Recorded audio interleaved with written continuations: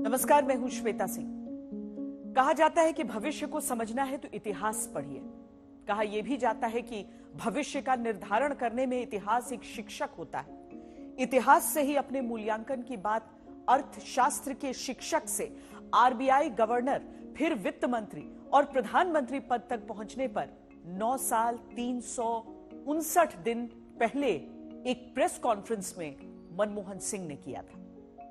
जीवन को खुली किताब बताने वाले देश के पूर्व प्रधानमंत्री मनमोहन सिंह को इतिहास कैसे याद करेगा, क्योंकि 92 वर्ष की आयु में अंतिम सांस लेने वाले डॉक्टर मनमोहन सिंह ने भ्रष्टाचार के आरोप से लेकर मजबूत प्रधानमंत्री होने तक की शंकाओं को लेकर उठते सवालों पर सिर्फ एक जवाब दिया, फैसला इतिहास करेगा। Honestly believe that history will be kinder to me than the contemporary media or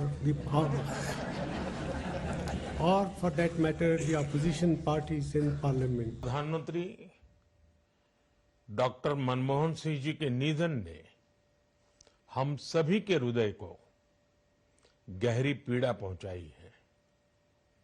उनका जाना एक राष्ट्र के रूप में भी हमारे लिए बहुत बड़ी क्षति है। उन्होंने प्यार, स्नेह, मार्गदर्शन दिया, ये अपने आप में बेजोड़ था। इस देश में शायद सबसे सरल, सबसे सादगी वाले और सबसे आधुनिक विचार वाले प्रधानमंत्री डॉक्टर मनमोहन सिंह जी थे। इकबाल का शेर बहुत सही है, निगाह बुलंद, नजर परसोज है रख्त सफर मेरे कारवां के लिए। ऐसे लोग बहुत कम पैदा होते हैं।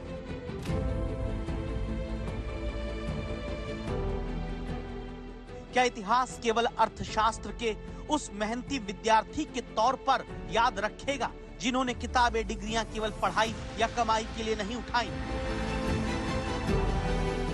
बल्कि इतिहास को उदार होकर याद करना होगा योजना आयोग के उपाध्यक्ष पद से लेकर आरबीआई के गवर्नर पद की कुर्सी तक, और फिर 1991 में वित्त मंत्री बनकर दुनिया के लिए भारत के दरवाजे उदारता से खोल देने का साहस दिखाने वाले मनमोहन सिंह को, जो कहते रहे कि वो वित्त मंत्री भी एक्सीडेंटल बन गए। People say I was accidental prime minister. I was also accidental finance minister. Mister clean की छवि के बावजूद सत्ता से विदाई के वक्त तक सवाल सरकार पर भ्रष्टाचार के दाग को लेकर लगे हों। सवाल 10 साल प्रधानमंत्री रहने के बावजूद सोनिया गांधी, राहुल गांधी के साए में सरकार चलाने को लेकर उठे हों। बात मौन रहने की कही गई हो या सवाल कमजोर प्रधानमंत्री होने का उठाया गया, मनमोहन सिंह का जवाब हमेशा एक ही रहा, इतिहास बताएगा, वक्त बताएगा। I do not believe that I have been a weak prime minister. That is for the historians to judge.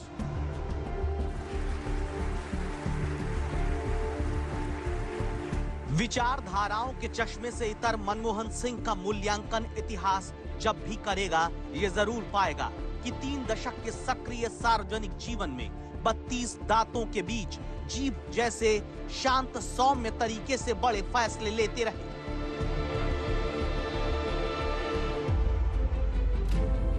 इतिहास हमेशा याद करेगा एक अर्थशास्त्री जो कभी पद के पीछे नहीं भागे, एक्सीडेंटल भले पद मिले हों लेकिन जिम्मेदारी एसेंशियल बनकर उठाई, सत्ता में रहते हुए शालीनता का संगम बने रहे, सियासत की काजल वाली कोठरी में रहकर खुद को दागों से दूर रखा, भाषणों में जोश भले ना हो, फैसले जोशीले रहे, बोलने में गले की नसें भले न तने, लेकिन नीतियां तन कर बनाते रहे।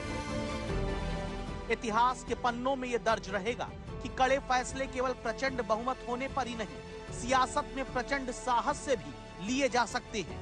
इतिहास याद रखेगा कि 1991 की अल्पमत वाली नरसिम्हा राव सरकार में भी आर्थिक सुधार का बोल्ड फैसला मनमोहन सिंह ने वित्त मंत्री रहते लिया। यूपीए की गठबंधन वाली बैसाखी सरकार में भी जनता को अधिकार दिलाने वाले कानून बने, लेफ्ट के समर्थन की चिंता किए बिना न्यूक्लियर डील पर अडिग मनमोहन सिंह रहे।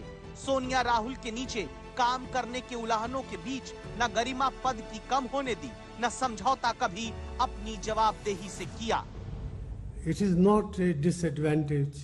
The Congress party president or the vice president, if they have any views, they ought to be reflected in the thinking of the government to the extent that it is possible. And I think it is not a disadvantage or a drawback in the system that we have operated.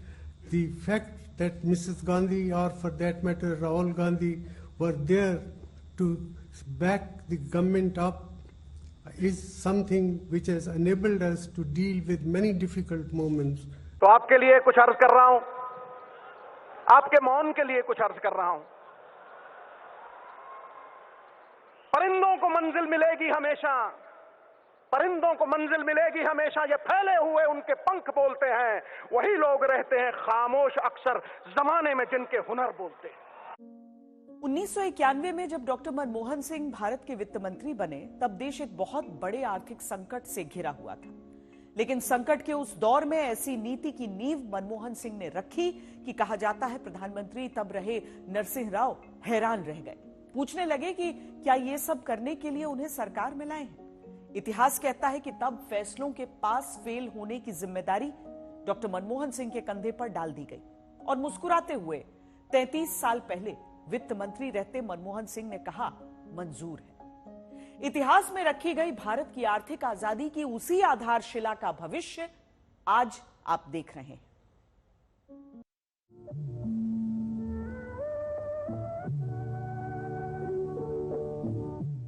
इतिहास कहता है कि दूरदर्शन ही देख रहे होते आप अभी भी अगर मनमोहन सिंह ना होते, क्योंकि 1991 तक भारत में महज एक टीवी चैनल मौजूद था और वो था सरकारी चैनल दूरदर्शन। अब अगर सारी दुनिया मोबाइल में सिमटी दिखती है, आप टीवी चैनल भी मोबाइल पर देखने लगे हैं। इस समय भारत में करीब 800 से ज्यादा टीवी चैनल मौजूद हैं। जब हाथ में रिमोट लेकर आप टीवी के चैनल बदल पा रहे हैं या मोबाइल लेकर ओटीटी प्लेटफॉर्म देख पाते हैं, तो इसके लिए भी इतिहास मनमोहन सिंह के फैसलों को श्रेय देता है। यानी 33 सालों में एक टीवी चैनल से सफर 800 चैनल के पार तक पहुंचा है, तो सूचना और मनोरंजन की क्रांति 1991 के आर्थिक उदारवाद की ही देन है, क्योंकि उससे पहले लाइसेंस राज की कई तरह की लागू पाबंदियां थी और उनसे आजादी वित्त मंत्री रहते मनमोहन सिंह ने दिलाई। सरफरोशी की तमन्ना अब हमारे दिल में है, देखना है जोर कितना बाजुए कातिल में है। आज आप अगर अपना पैसा रखने के लिए अपनी सुविधा के मुताबिक बैंक चुन पाते हैं, अपनी पसंद की कार चुनकर खरीद पाते हैं, चल पाते हैं, अपनी पसंद की स्मार्ट टीवी एलईडी आप खरीद पाते हैं, तो इतिहास कहता है इसकी वजह पहली बार एक्सीडेंटल वित्त मंत्री बनाए गए मनमोहन सिंह ही हैं, जिन्होंने भारत के बंद दरवाजों को दुनिया के लिए खोलकर न सिर्फ आर्थिक संकट से देश को बचाया, बल्कि विकास के उस रास्ते को भी खोला जहां आज 5 ट्रिलियन इकोनॉमी का सपना देखा जाता है। मनमोहन सिंह के उदारीकरण की नीति लागू करने के बाद ही भारत का बैंकिंग सेक्टर खुला। भारत में दूरसंचार की क्रांति भले 1991 में नहीं हुई, लेकिन सच है कि 1991 के बाद इसमें रफ्तार मिली। नई आर्थिक नीतियों के साथ ही भारत में टेलीकॉम सेक्टर के उपकरणों के उत्पादन की शुरुआत हुई। 1991 की उदारवादी नीतियों के लागू होने से नागरिक उड्डयन का क्षेत्र प्रभावित हुआ, हवाई कंपनियों को विस्तार मिला, विदेशी कंपनियों के लिए भारत के बाजार खुले, कंपनियों के लिए आयात और निर्यात से जुड़े प्रतिबंधों से मुक्ति मिली। हजारों जवाबों से अच्छी है मेरी खामोशी, न जाने कितने सवालों की आबरू रखी। 1991 में उदारीकरण से लेकर 2008 में न्यूक्लियर डील तक भारत के भविष्य की वो नींव अपने राज में मनमोहन सिंह रख गए, जिसके लिए इतिहास उन्हें हमेशा याद करेगा। मेरा ये मानना है कि कई युग पुरुष इस तरह के हैं जिन्होंने इस देश के इतिहास में इस देश को दिशा दी है, उनमें डॉक्टर मनमोहन सिंह का नाम रहेगा। उनकी शराफत, उनकी सादगी को लोग कभी कभी कमजोरी का नाम दे देते थे, पर डॉक्टर मनमोहन सिंह एक सशक्त नेता थे। Indo US civil nuclear deal जिस तरह से उन्होंने देश के हित में कराई, उनकी पर्सनैलिटी की छाप सदा उस डील पर रहेगी और वो डील इस देश के इतिहास में एक स्मरणीय अचीवमेंट रहेगी कांग्रेस पार्टी की उस वक्त की सरकार की, यूपीए की सरकार की। बहुत लोगों ने कहा कि क्योंकि वो बहुत सादे हैं, बहुत सरल हैं, इसलिए वो बहुत कमज़ोर हैं। डॉक्टर मनमोहन सिंह ने अपने जीवन में ये साबित किया कि सरलता और सादगी कमजोरी नहीं दिखाते। 26 सितंबर 1932 को अविभाजित भारत में पश्चिमी पंजाब यानी आज के पाकिस्तान के गाह गांव में जन्मे मनमोहन सिंह ने कभी कोई काम वाहवाही के लिए नहीं किया। पंजाब यूनिवर्सिटी से इकोनॉमिक्स पढ़कर 1962 में ऑक्सफोर्ड यूनिवर्सिटी से डॉक्टरेट की उपाधि हासिल की। 1971 में भारत सरकार के वाणिज्य मंत्रालय में आर्थिक सलाहकार बने। 1972 में वित्त मंत्रालय में मुख्य आर्थिक सलाहकार। 1982 से 85 के बीच रिजर्व बैंक के गवर्नर। 1991 में नरसिम्हा राव सरकार में वित्त मंत्री। 22 मई 2004 को देश के पहले सिख प्रधानमंत्री बने। 26 मई 2014 तक लगातार प्रधानमंत्री पद पर 2 कार्यकाल पूरे किए। यूपीए सरकार का कुल 3656 दिनों तक नेतृत्व किया। जवाहरलाल नेहरू और इंदिरा गांधी के बाद भारत के इतिहास में लगातार दूसरी बार प्रधानमंत्री बनने वाले पहले नेता मनमोहन सिंह रहे। अपने कार्यकाल में आम आदमी के जीवन में बदलाव की बयार लाने वाले फैसले करते मनमोहन सिंह पर जब सवाल उठा 10 जनपद के साए में रहने का या फिर अहम मुद्दों पर मौन हो जाने का, मनमोहन सिंह ने खामोशी से ही ये जवाब दिया जिसे इतिहास हमेशा याद रखेगा। जहाँ तक बोलने का सवाल है, जब भी जरूरत पड़ी है पार्टी फोरम में मैं जरूर बोलता रहा हूँ और आगे भी बोलता रहूंगा। डॉक्टर मनमोहन सिंह से उनके आखिरी कार्यकाल के आखिरी 5 महीने की शुरुआत में एक प्रश्न हुआ कि आपको लगता है कि आप चूक गए? उन्होंने तब संयम के साथ जवाब दिया, यह फैसला इतिहासकारों को करना है कि मैंने क्या किया और क्या नहीं किया।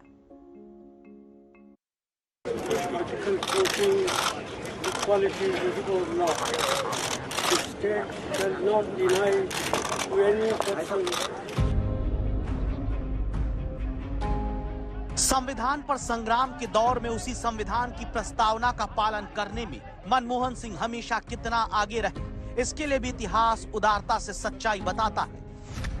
इतिहास बताता है रेल किराया बढ़ाने पर रेल मंत्री रहे, दिनेश त्रिवेदी को हटाने के सियासी फैसले पर मंत्रिमंडल का मुखिया होने के नाते मनमोहन सिंह क्या महसूस करते थे।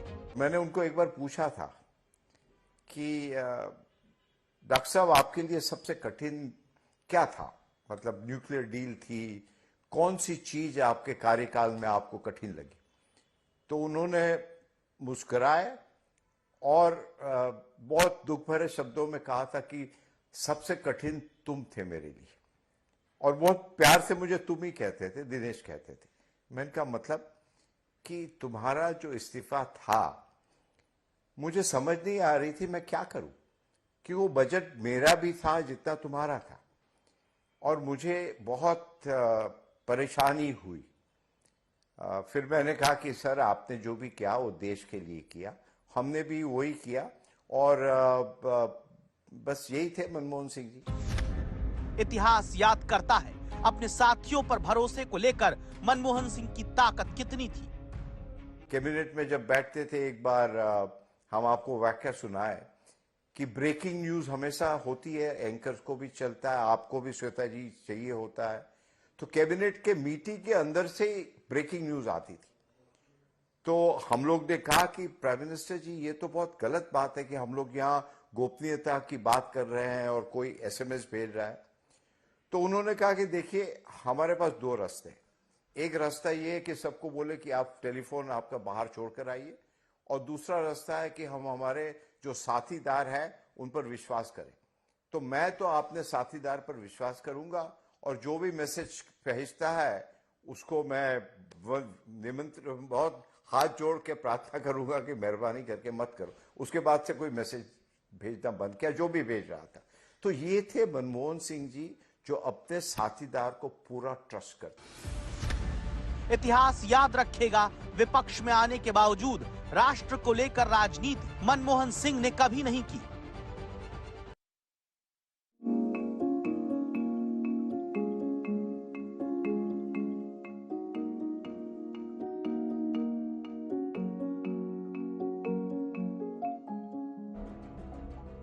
अब जब मनमोहन सिंह हम सब के बीच से विदा ले चुके हैं, इतिहास याद करेगा जिन्हें मौन कहकर निशाने साधे गए वो खामोश नहीं थे। खामोशी से बदलाव के बड़े फैसले लेते रहे, हर उस मुद्दे पर जवाब देकर गए जिस पर इतिहास को अब उदार बनना है, तय करना है कि मनमोहन सिंह की गिनती नए भारत के निर्माताओं में होती रहेगी। माना कि तेरी दीद के काबिल नहीं हूं मैं,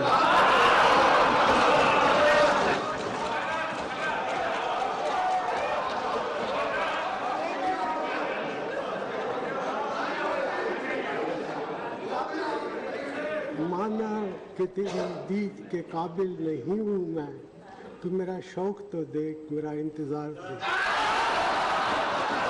जब डिमोनेटाइजेशन हुआ उस समय के गवर्नर थे उर्जित पटेल। तो उर्जित पटेल आए और हम उस समय टीएमसी में थे, और हालांकि जब कमेटी होती है तो कठिन सवाल भी पूछे जाते हैं। तो मैंने उर्जित जी से एक सवाल पूछा, तो मनमोहन सिंह ने, जो कि कांग्रेस के सदस्य थे और बीजेपी का राज, उस समय कहते हैं Urjit Patel, Urjit you don't have to answer this question, I know your answer and this is not going to be good for the country's interest. तो उर्जित पटेल को मेरा सवाल, उससे कहा कि आपको उत्तर देने की जरूरत नहीं है। फिर मैंने मनमोहन सिंह जी को बाद में पूछा कि आपने ऐसा क्यों किया, तो उसने कहा कि ये सवाल उसके लिए मतलब उत्तर देना बहुत ही कठिन था, वो सच बात भी नहीं बता सकते थे, और यदि सच बात बताते तो पता नहीं कहाँ क्या लीक हो जाता। तो ये मनमोहन सिंह थे, he was always above any party petty politics, he was always whatever is good for the country.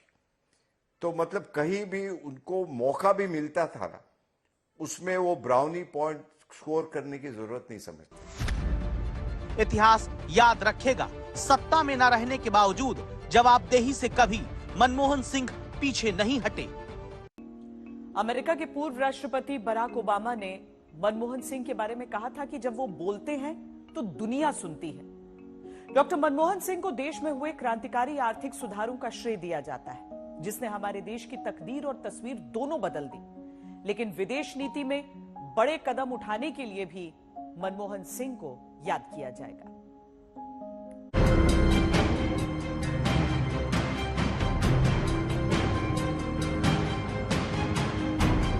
एक नेक इंसान के रूप में, एक विद्वान अर्थशास्त्री के रूप में और रिफॉर्म्स के प्रति समर्पित लीडर के रूप में उन्हें हमेशा याद किया जाएगा। मनमोहन सिंह का नाम आते ही एक नेक शख्सियत उभरती है, एक विद्वान अर्थशास्त्री का चेहरा सामने आता है, जिसने देश को दिवालिया होने के कलंक से बचाया। एक ऐसा नेता जो सच्चे अर्थों में भारत का रिफॉर्मर इन चीफ था। एक चुनौतीपूर्ण समय में उन्होंने रिजर्व बैंक के गवर्नर की भूमिका निभाई। पूर्व प्रधानमंत्री, भारत रत्न श्री पीवी नरसिम्हा राव जी की सरकार के वित्त मंत्री रहते हुए उन्होंने वित्तीय संकट से घिरे देश को एक नई अर्थव्यवस्था के मार्ग पर प्रशस्त किया। मनमोहन सिंह को वित्त मंत्री के रूप में सरकार नियंत्रित अर्थव्यवस्था को लाइसेंस राज से मुक्ति दिलाने के लिए याद किया जाता है, लेकिन डॉक्टर मनमोहन सिंह आर्थिक मामलों के साथ भारत की विदेश नीति के वास्तुकार भी थे। मिट गए मिस्र, यूनान और रोमा, लेकिन काहे में अब तक नामो निशान हमारा। कुछ बात है कि हस्ती मिटती नहीं हमारी, सदियों रहा है दुश्मन दौरे ज़मां हमारा। भारत की विदेश नीति को आज पूरी दुनिया में सराहा जाता है, लेकिन इस सफल विदेश नीति के आधार की नींव डालने में देश के दो पूर्व प्रधानमंत्रियों अटल बिहारी वाजपेयी और मनमोहन सिंह का बड़ा रोल रहा है। देश की विदेश नीति के लिए कुछ घटनाएं निर्णायक रही।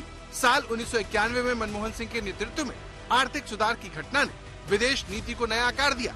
इसके बाद अटल बिहारी वाजपेयी के कार्यकाल में पोखरण में परमाणु परीक्षण ऐसी घटना थी जिसने देश की विदेश नीति के दृष्टिकोण में बड़ा बदलाव किया। मनमोहन सिंह की विशेषज्ञता के क्षेत्र वित्त और अर्थशास्त्र रहे, लेकिन विदेश नीति में भी उनका बड़ा योगदान रहा। अमेरिका के साथ भारत के रिश्तों को अटल बिहारी वाजपेयी ने जो राह दिखाई, मनमोहन सिंह उस रास्ते पर दृढ़ता से चले। अमेरिका के साथ रिश्तों में साल 2005 कितना अहम था, इसके बारे में विदेश मंत्री एस जयशंकर से सुनिए। People remember the 2005 visit, Dr. Manmohan Singh's visit, when the nuclear deal happened.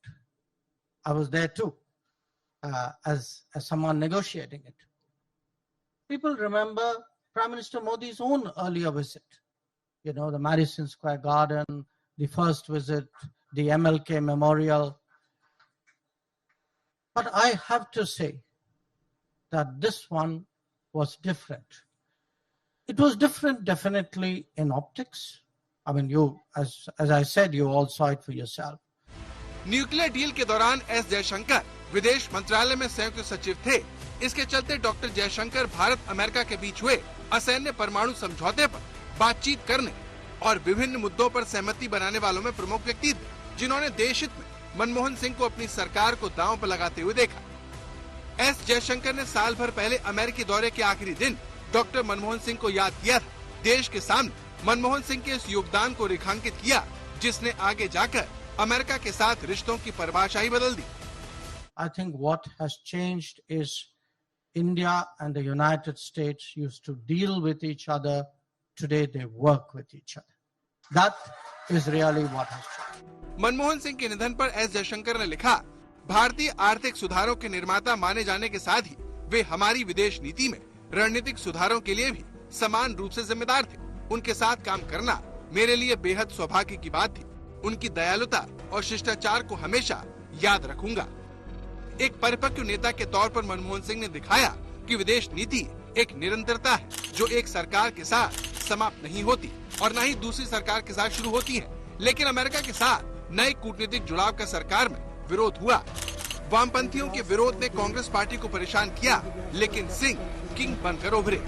We have to go to the International Atomic Energy Agency to get an agreed India's specific safeguards agreement. Then we have to go to the nuclear suppliers groups to relax their present restrictive attitude to trade with India in nuclear materials. तो पोखरण में परमाणु परीक्षणों के बाद से भारत की विदेश नीति जिस दिशा में आगे बढ़ी थी, मनमोहन सिंह ने भी उसी दिशा में यात्रा जारी रखी और भारत को एक जिम्मेदार परमाणु हथियार संपन्न देश के रूप में स्थापित किया। भारत की ऊर्जा सुरक्षा और कूटनीतिक संबंधों के लिए मील का पत्थर साबित हुई। इससे न सिर्फ भारत की ऊर्जा जरूरतों को पूरा करने में मदद मिली, बल्कि इसके जरिए भारत और अमेरिका के बीच सहयोग का भी रास्ता खुला, जो आज नई ऊंचाइयों पर जा चुका है। हालांकि चीन और पाकिस्तान के साथ रिश्तों में उनके नेतृत्व में भारत उम्मीद के मुताबिक आगे नहीं बढ़ सका और साल 2008 में 26/11 के हमले के बाद पाकिस्तान पर कड़ा रुख न अपनाने के चलते वो निशाने पर आ गए। लेकिन फिर भी इतिहास उन्हें भारतीय विदेश नीति में रणनीतिक सुधारों के लिए हमेशा याद रखेगा। मनमोहन सिंह अर्थव्यवस्था की तरह विदेश नीति को लेकर भी दूरदर्शी थे। साल 2004 में जब वो पहली बार प्रधानमंत्री बने तो उन्होंने विदेश नीति पर खास ध्यान दिया और आज सफल विदेश नीति की नींव तैयार की। तस्वीर नंबर 1, मनमोहन के मुरीद Obama. I said before, and I continue to believe that the extraordinary leadership that Prime Minister Singh has provided, not just to India, but to the world, has helped us navigate through some very difficult times. And I can tell you that here at the G20, when the Prime Minister speaks, people listen, particularly because of his deep knowledge of economic issues. तस्वीर number 2, अमेरिकी संसद में standing ovation.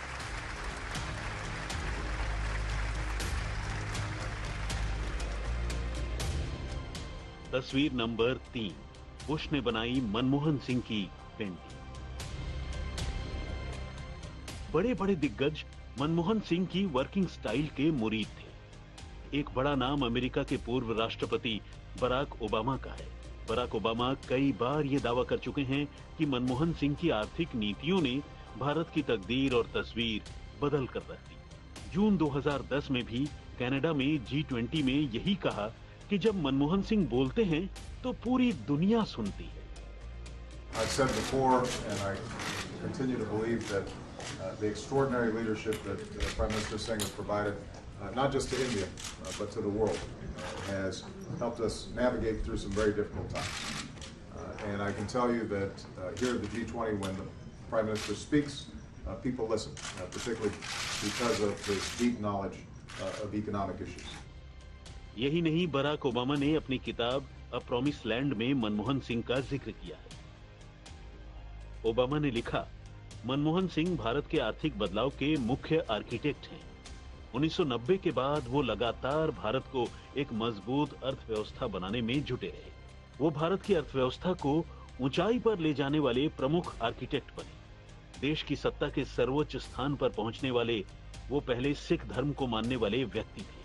इससे उन्होंने सिख समुदाय का भी मान बढ़ाया। सत्ता के सर्वोच्च स्थान पर पहुंचने के बाद भी उनकी छवि पूरी तरह से बेदाग बनी रही। उन्होंने पद, प्रतिष्ठा और उसकी गरिमा को हर कीमत पर बनाए रखा और लोगों का भरोसा जीतने में कामयाब रहे। ओबामा ने अपनी किताब में पाकिस्तान और भारत के रिश्तों में कड़वाहट को लेकर भी लिखा है। भारत पर पाकिस्तान के आतंकी हमलों के बाद जब सख्त जवाबी कार्रवाई की मांग उठ रही थी, तब उन्होंने इसका विरोध किया था। ऐसे में उन्होंने अपना संयम नहीं खोया। हालांकि राजनीतिक जमीन पर इसकी उन्हें कीमत भी चुकानी पड़ी। पाकिस्तान के खिलाफ कार्रवाई न करने की वजह से जनमानस में एक पार्टी विरोधी भावना पैदा हुई, जिसका फायदा भारतीय जनता पार्टी को मिला। कई राजनीतिक पर्यवेक्षक इस बात को मानते हैं कि सोनिया गांधी ने एक पीएम के तौर पर उनका सही चुनाव किया था। इसकी एक बड़ी वजह यह भी है कि वो बुजुर्ग तो थे ही, साथ ही उन्हें राजनीति का कोई विशेष अनुभव नहीं था। ऐसे में वो भविष्य में राहुल गांधी के लिए खतरा भी नहीं बन सकते थे। इन तस्वीरों को देखिए। साल 2005 में अमेरिकी संसद को मनमोहन सिंह संबोधित करने पहुंचे थे।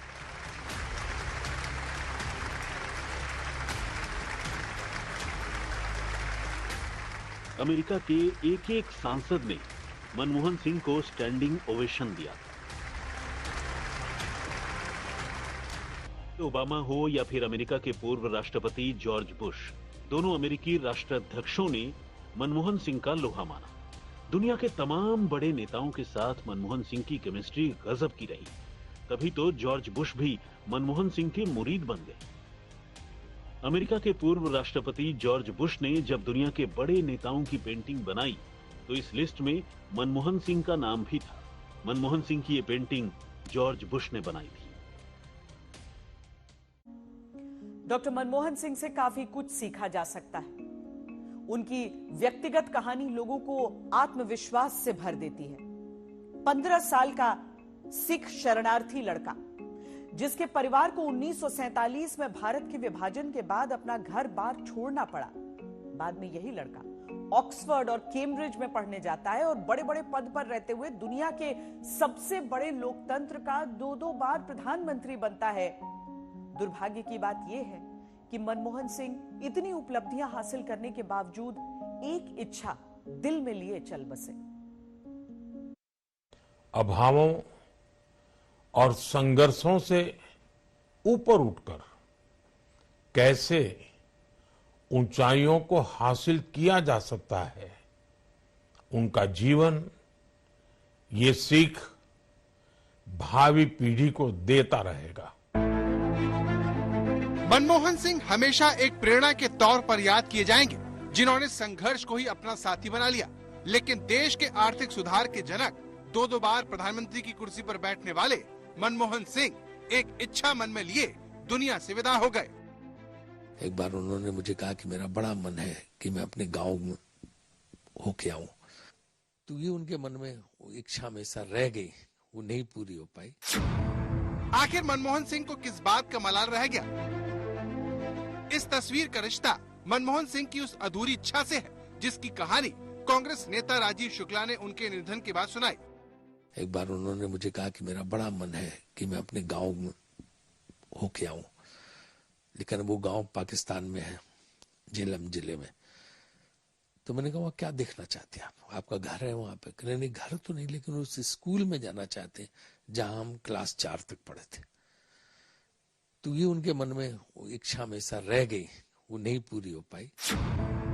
मनमोहन सिंह का जन्म 26 सितंबर 1932 को पाकिस्तान के पंजाब राज्य के चकवाल जिले के गाह गांव में हुआ। अब ये गांव पंजाब की राजधानी इस्लामाबाद से 100 किलोमीटर दक्षिण पूर्व में चकवाल जिले का हिस्सा है। मनमोहन सिंह ने 1947 के बंटवारे का दर्द झेला था। मनमोहन सिंह का परिवार बंटवारे के समय पंजाब के अमृतसर में बस गया। बचपन में उन्होंने बहुत संघर्ष किया। उनकी माँ बहुत ही कम उम्र में जब वो थे, बिल्कुल उन्हें होश भी नहीं था, बहुत छोटे थे, तभी उनकी माँ का निधन हो गया था। तो उनके दादा दादी ने उनका पालन किया था। पिताजी उनके तो वहाँ पेशावर में काम करते थे। तो उन्होंने बचपन में बहुत संघर्ष किया और इसके बाद जो है पढ़ाई में अव्वल थे और उसके बाद उन्होंने टॉप किया। मनमोहन सिंह का जन्म जिस गांव में हुआ था वो अविभाजित भारत का हिस्सा था। अब ये गांव पाकिस्तान में है। पाकिस्तान बनने के बाद मनमोहन सिंह का परिवार भारत आ गया, लेकिन मनमोहन सिंह की नेक नियति की कहानियां उनके गांव में बिखरी पड़ी है। मैंने यही देखा कि हर शख्स उनके नाम की माला जपता है, उनकी तारीफ करता है, क्योंकि उन्होंने इस गांव के लिए ऐसे काम किए जो उनके जाने के बाद भी याद रहेंगे। यही वो यादें हैं जो इंसान इस दुनिया में छोड़ जाता है। पाकिस्तान के पंजाब का ये रास्ता उसी गाह गांव जा रहा है जहां पर मनमोहन सिंह पैदा हुए, जहां पर वो आखिरी बार जाना चाहते थे, उन गलियों में घूमना चाहते थे जहां उनका बचपन बीता। एक जमाने में यहाँ सिखों की अक्सरियत आबाद थी, लेकिन अब तो वो सारा सब लोग छोड़ छाड़ के चले गए। घर भी नए बन गए, तामीरात खत्म हो गई, सिर्फ उनकी यादें रह गई हैं। ये एक वाहिद इमारत है जो सिखों के दौर की है। कहते हैं यहाँ वो बैठा करते थे, गपशप लगाया करते थे। ये उसका व्यू जो है वो आपको दिखा देता हूँ। और ये जो ऊपर हिंदी में कुछ लिखा हुआ नजर आ रहा है, ये बुनियादी तौर पर गुरमुखी है और ये लिखा हुआ खुश आमदेद। ये एक सोलर लाइट आपको नज़र आ रही होगी। ये पूरे गांव में ये पूरे गांव में तकरीबन हर गली में लगी हुई हैं ये सोलर लाइट्स। कहा जाता है कि ये सोलर लाइट्स जो है ये मनमोहन सिंह साहब ने भेजी थी। अब ये देखिए, ये वही स्कूल है जिसमें मनमोहन सिंह पढ़े। दौलत राम और हेडमास्टर अब्दुल करीम मनमोहन सिंह के शुरुआती शिक्षक रहे। इस स्कूल में इतने बरसों बाद भी मनमोहन सिंह का रिपोर्ट कार्ड संभाल कर रखा हुआ है। ये 18वें नंबर पर मनमोहन सिंह। हाँ, ये सही हो गया, 18वें नंबर पर। और ये चारम का उस वक्त ऐसे था कि इम्तिहान ही होता या कुछ मसाइल बन। अच्छा जी, ये दर्जा चहारम का है और इस पे भी मनमोहन सिंह का नाम 15वें नंबर पर जो है वो लिखा हुआ है। और ये जनाब उनका अटेंडेंस रजिस्टर है। नहीं, अटेंडेंस रजिस्टर नहीं, ये वो रजिस्टर है जिसमें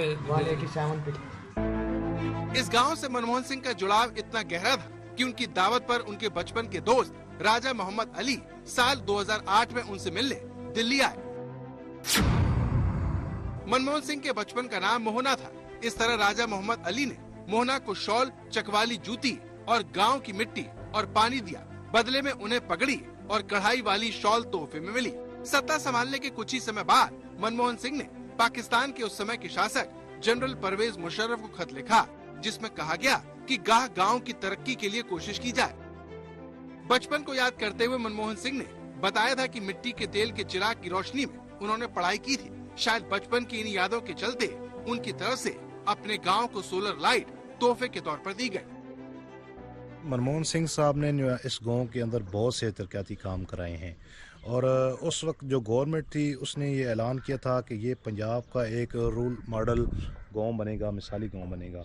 लेकिन बाद में कुछ हालात ऐसे हो गए जिनकी वजह से हमारे जो काम वो उधर से मंजूर हुए थे वो वहीं पे रुक गए। लेकिन बहरहाल बाकी गांव से जो है ना हमारे गांव में बहुत ज्यादा काम हुए हैं। मनमोहन सिंह का बचपन संघर्षों से भरा रहा। इसके बावजूद शिक्षा की मदद से वो आगे बढ़ते रहे। उन्होंने संयुक्त राष्ट्र के लिए काम किया। 1971-72 में वित्त वाणिज्य मंत्रालय के बतौर सलाहकार के रूप में काम किया। फिर आरबीआई के गवर्नर बने। 1991 में वित्त मंत्रालय की जिम्मेदारी संभाली और 2 बार देश के प्रधानमंत्री रहे। पाकिस्तान के इस गांव की मिट्टी से उठकर मनमोहन सिंह ने कामयाबी का लंबा सफर तय किया। जिस तरह मनमोहन सिंह की इस गांव में आने की इच्छा पूरी न हो सकी, उसी तरह उनके बचपन के दोस्त भी बतौर पीएम उनके स्वागत की ख्वाहिश लिए दुनिया से चले गए। अपनी खामोशी के साथ सवालों की आबरू रखते रहे और अब अपने जाने के बाद अपने व्यक्तित्व से कितना कुछ सीखने को छोड़ गए हैं। भारत के भविष्य के लिए जो नींव वो विकास की छोड़ गए, उस पर आगे निर्माण होते रहना है। डॉक्टर मनमोहन सिंह को हम सब की तरफ से भावभीनी श्रद्धांजलि।